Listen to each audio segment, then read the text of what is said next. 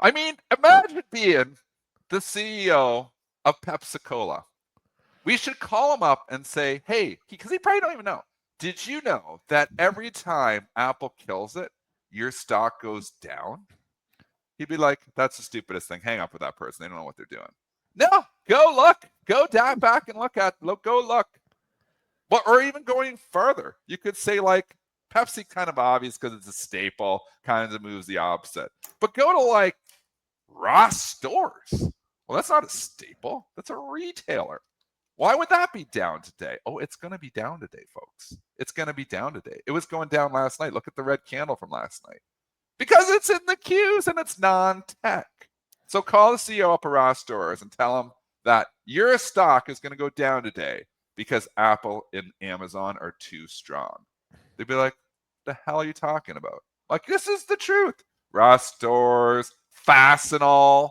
Fastenal's going to be down there today. Why? Because it's in the queues. Ooh, Fastenal. That chart doesn't look Fastenal. Good. Yeah. And again, they overshoot sometimes. I did buy some Fastenal last night. I already flipped out of it, but I bought some 41 because like down 1.5%, down 2%. This is getting a little bit silly.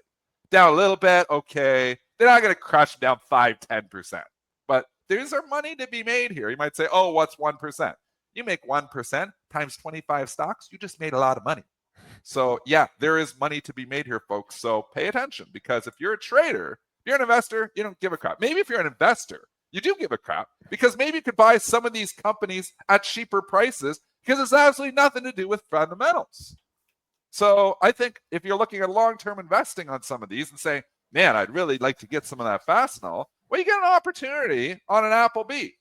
That doesn't make any sense, but this is the way ETF effects work. It's all that matters. Everything's ETFs. There are more, fun stat, there are more ETFs out there than there are stocks. That happened about a month and a half ago. That is a fact. There are now listed more ETFs than there are stocks. The majority of these ETFs carry a lot of the big names. So that's why the ETF effects are so pronounced. Because if you're launching an ETF, you're probably not going out and saying, man, I'm going to get a lot of people to invest my ETF. I'm going to go launch an ETF with Pfizer in it. You know, Pfizer and, a bunch of other, smaller drug or big drug names, but we're going to call it the dogs of the dogs, and we're going to, Pfizer and Bristol Myers are going to be your top one. No! They are on the AI train. It's all tech stocks. So that's why the ETF effects are so pronounced. It's also why there's a relentless bid beneath on all these stocks, because there's new ETFs launching every day. They're usually buying these tech stocks, and then that money comes into those tech stocks. So rants of rants here. We went on tangents, but just teaching you that ETF effects in this market are absolutely everything. And if you're not paying attention to it, you're missing a pile of money. Dennis, there's like 5,000 publicly traded non-OTC. We're talking NYSE, Amex, NASDAQ stocks in the U.S. There's more ETFs than 5,000? Correct. That number happened, what? I believe it was last week. It finally, or last month, it finally occurred that there's actually more ETFs, because they're doing the double longs now. Sure. They do the double shorts. I mean, Apple, how many ETFs just exist for like Apple? How many ETFs? You have the AAPU, which is the double Apple bull. Sure. Why in the hell do you need a double Apple bull? Why does AAPU exist? Just buy twice as many. But no, you know why it exists? To get around margin requirements, because some brokers that don't pick it up. Some smart brokers do pick that up. But I mean, is there any point to having a double long thing? If you want to buy 100 shares, buy 200 shares. It's the same thing. But no, they come out with a double long. Get the double short, because sometimes the borrows are tough, and this place is getting frail. They have to get the borrows too, so just passing the costs through. But I mean, the whole point to having these longs, the whole point to having these double longs, it's got to be to just get around margin requirements. Is there another reason?